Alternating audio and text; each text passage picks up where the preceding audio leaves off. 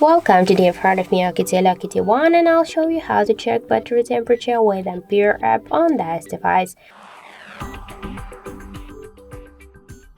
So first, let's just open the Play Store application to get the Ampere app, and here in the search pool, enter the Ampere.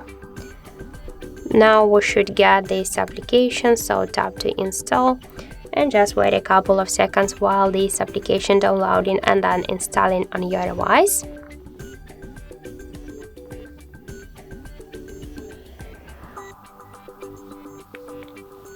After that, just tap here to open the app.